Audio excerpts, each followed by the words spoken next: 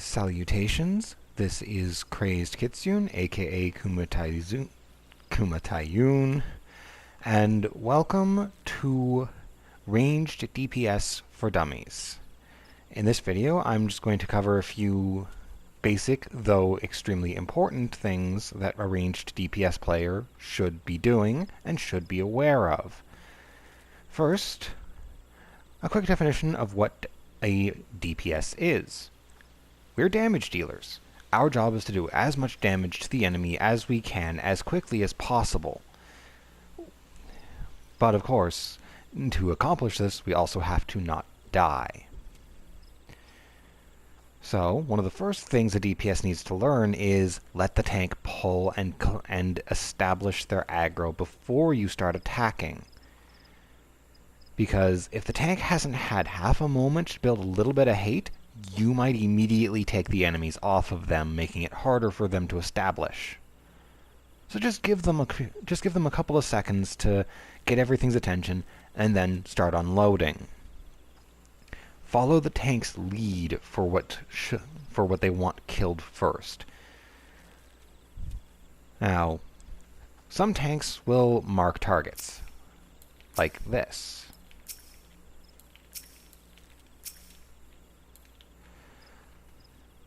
And the numbers tell you the priority that things need to die in.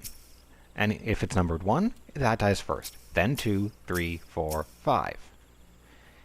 If there aren't enough enemies to need to mark with all of the numbers, because there are 5 here, a tank may simply mark 1, 2, 3, 4 and leave a blank. The blank is the last target. It has the lowest priority because it hasn't been numbered. Try to remember this. Please don't ignore the numbers.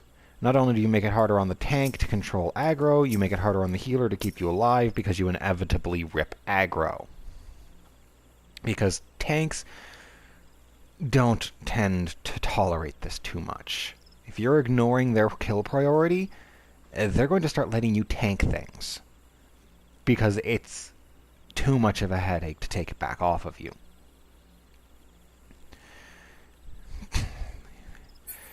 Now, another thing that all DPS need to know, and, well, technically everyone needs to know, dodge incoming AoEs. If you see a marker appear on the ground underneath your feet, like this, get out of it. Don't stand inside the glowy circle that appears under your feet. That almost always means pain and possible death. Now, you don't have to stay out of that position permanently, as some DPS will have things to worry about that require they go back into position. There's a certain skill for a certain range DPS where if they're not standing inside of a certain thing, they're not doing their maximum DPS. If the targeted AoE marker disappears, generally that means that area is now safe. Some attacks after the marker disappears will continue to cause damage in the area. If it's safe to step back, do. If it isn't, don't. Never stand in the fire. Now, an important thing to note is that AoEs come in a variety of forms. There's your basic box standard, oh, there's a circle on the ground. Step out of the circle. But there are other kinds. For the purposes of this video, let's assume that Emerald Carbuncle over there is an enemy, and they've decided to target an AoE in a direction that... Because there are times where bosses or other enemies will target AoEs at the party, and there's nothing the tank can do to make them not do it. And they come in forms such as... Oh, oops. A cone. Imagine that A and B are the outer corners of the cone, and the origin point of the cone is Emerald Carbuncle. If you are standing inside of the triangle this forms, you're going to get hit. So, move out of the triangle. Enemies that use conals like this, the further away from them you are, the more difficult it is to get out of it, because it gets wider the further you are.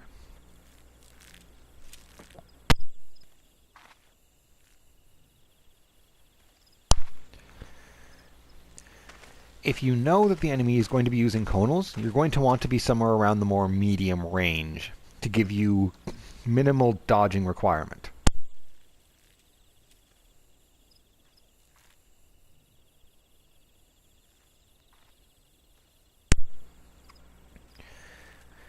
But if you don't know that there are conals coming, you may get caught the first time it happens. Don't feel bad if you don't know the fight. You learn. And after you've learned, you don't get caught again, hopefully. A lot of playing every role is a little bit of trial and error practice. You make mistakes and you learn from them. You're human. Anyone who tries to yell at you for making a mistake because you didn't know a mechanic is honestly not a very helpful player. Now, there are two kinds of ranged DPS. There are the physical and the magical. Physical ranged DPS, as of Stormblood, are completely mobile ranged DPS. They never have to stand still at any point. So they can run around as much as they like. Magical DPS have cast times and have to stand still to use their attacks, which means they do tend to suffer a bit of DPS loss when they're dodging attacks, which also means that dodge-intensive fights are a mage's nightmare.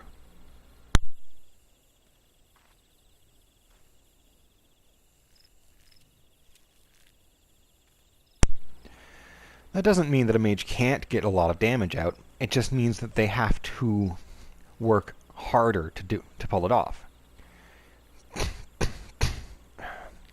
Sorry, I still have a little bit of a nose and throat problem going on. I am trying to mute the mic whenever my throat acts up. Hopefully the clicking noise that makes is less bothersome than the spitting. But the main way that a DPS is going to accomplish their job is, of course, by using their rotation. Rotations are different for every job, and I will be covering the basics of rotations and skills and such in videos specifically dealing with each individual job. But for DPS, the rules are to do as much damage as you can as quickly as possible using all skills available to you, while simultaneously avoiding as many attacks coming your way as possible so that you don't die. You may wonder why dying would matter. Can't the healer just res you? Or why would I bother dodging? Can't the healer just heal me? The answer to both of those questions is you're being stupid. Even a scholar who has the most flexible MP pool has limited MP. They will eventually run out if you are making them work. Don't push your luck.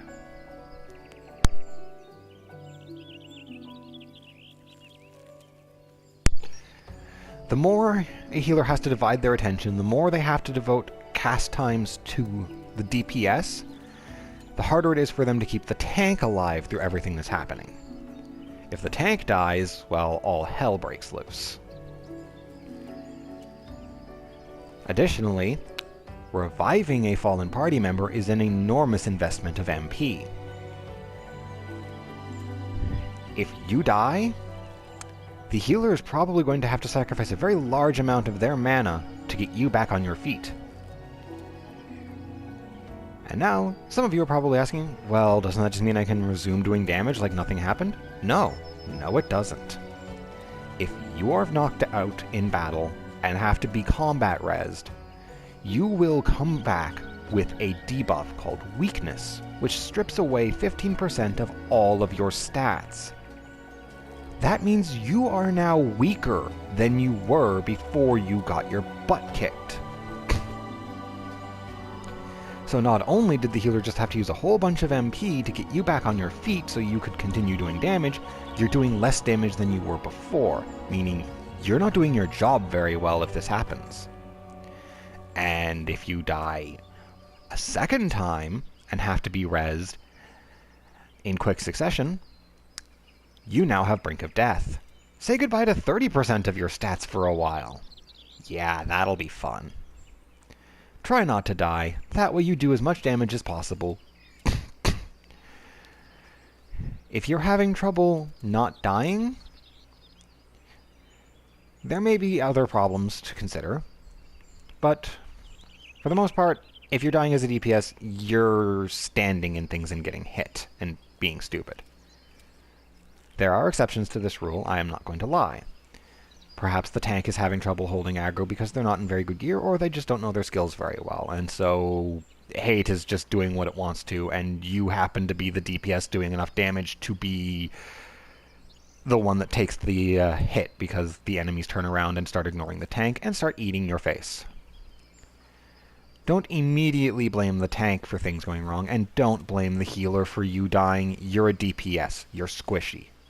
If the enemies attack you, you will die much faster than a tank. In fact, there are fights where there are hits specifically designed to hurt a tank. They are meant to be painful to tanks. Imagine what that will do to a DPS. If you get hit by a tank buster, you're probably going to die immediately, and there is nothing a healer can do to stop that.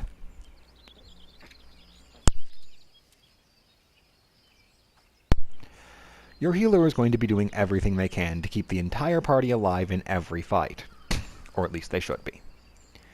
You should be doing everything you can to kill everything in the fight in the order the tank wants, as quickly as you can, without getting yourself killed. If you can accomplish this, congratulations, you're a useful DPS. Trust me, I've seen a lot of DPS who aren't. They will just stand there in every AoE ever and rage at the healer for letting them die. 5 times. It is depressing to see. Please don't be one of them. It's not hard to understand. Do damage, dodge attacks, stay alive. You've done your job. Now you just have to hope the rest of your party also does their job. But that's the basics of being a ranged DPS. Dodge things, attack things, be mindful of, and of course, be mindful of hate. Always try to pay attention to how much hate you have compared to the tank. If you are getting too close to the tank, you may want to ease off a little. You might outgear the tank. The tank might be a little new. There are lots of reasons that this could be happening. But you don't want the enemy to turn around and start smacking you, because that could get you killed. But I believe I've covered all the basics of being a DPS in general. Hopefully this video will prove useful to somebody out there somewhere. If not, oh well. I felt like making it anyway. And I shall see you in my next video.